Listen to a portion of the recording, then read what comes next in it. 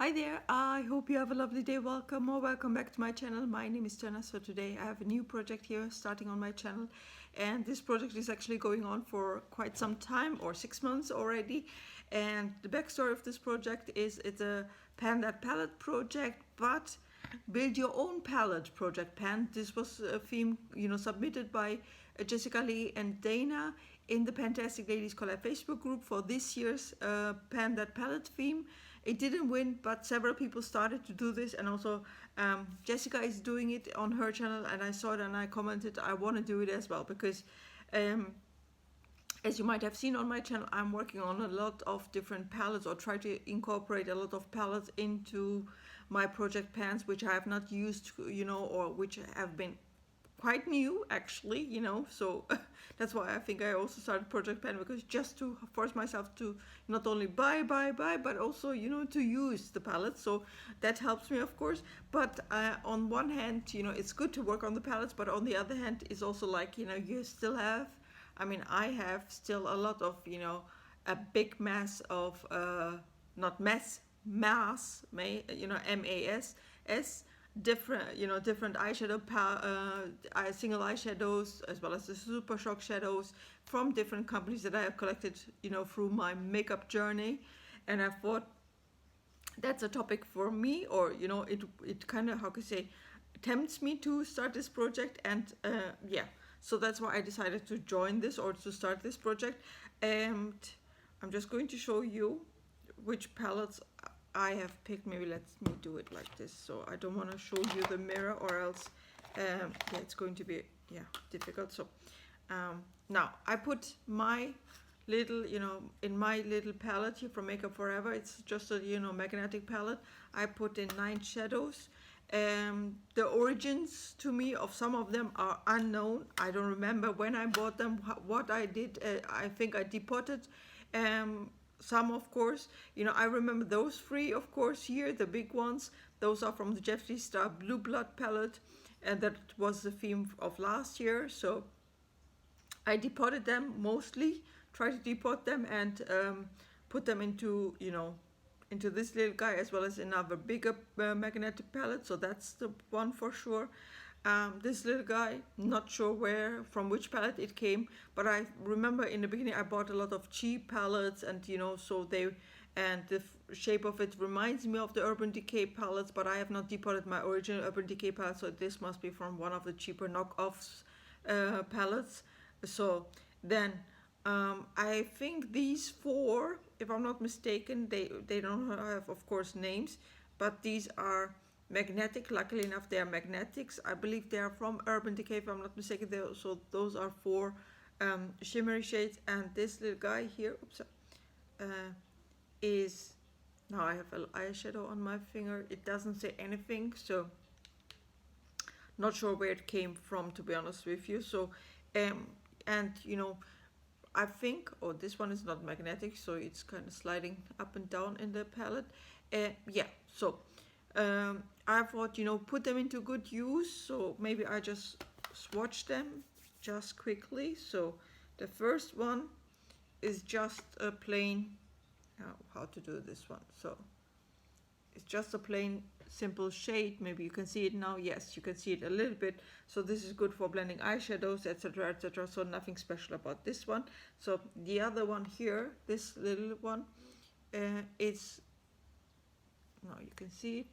It has a slight pink shift, and it's good actually, if you want to do highlight your brow bones, because I was using it also for highlighting my brow bones, I remember, as well as you could use it, as a kind of finishing powder if you want to do it, and also as a highlight. I think I was also using it as a highlight. So that's the one. Then the next shade, it's this pink shade.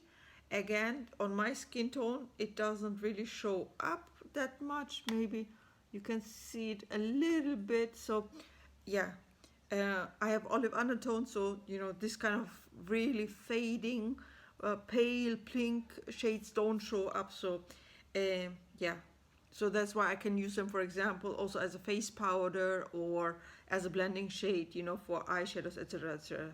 And This one, of course, here, this little guy, long little guy, also doesn't do anything for me, you know, skin color wise. I mean, or showing up on my skin, it doesn't do anything. So it's like, maybe here you can see it a little bit. Yeah, I can just blend it out, you know, or set my eyeshadow primer with this one. So nothing. But let's say for the colorful one, more colorful one, like this one, for example, again, not sure from which palette, etc., etc. So it is a little bit of a teal, black tealish, greenish color. So yeah, blue-black color, I would say. Even though it looks also a little bit like green, you know, on, you know, depending how I hold up my arm. So I'm just going to do the next one. So next one here, you can see nice blue one. So this is a little blue color here, the blue. And let me do, so the white or silvery color. Yeah, it has some, you know, glitter in it. So that's the one. And then, so, okay. Next one is this pinkish lavender shade. It looks like, yeah. So, and final shade. Oh, that's a beautiful one. Oh, yeah.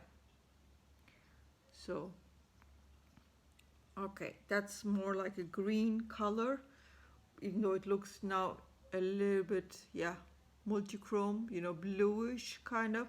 As I said, I don't remember from which palette I have, but yeah, you can maybe see there was a pink, there was the yeah, more, you know, subtle champagne color shade. This was more the, you know, kind of powdery, you know, let's say face powder shade, that you know, cream shade.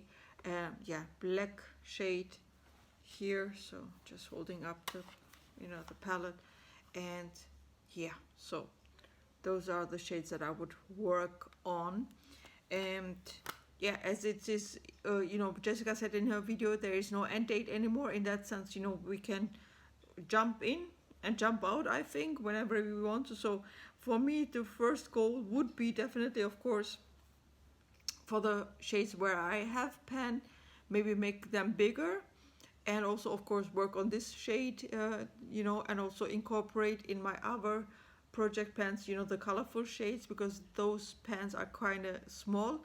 I hope I can work on them quickly.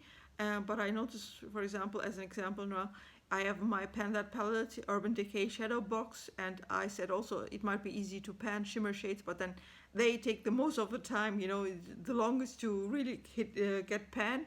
So we will see. But, you know, for example, I would, yeah, try to focus on these 3 bigger ones to remove them and then roll in new ones, because that's the goal of this project as well. Once you finish a shade or you have your usage goal you know, met, you just roll out the new one. So in that sense, yeah, I will see. I will try, of course, to hit pan if I can, right? If not, maybe use it 20 times, max 20 times, and then roll them out. Anyway, so this was my little introduction for this project pan. I hope you enjoyed it. I see you in the next update. Have a good day. Bye-bye.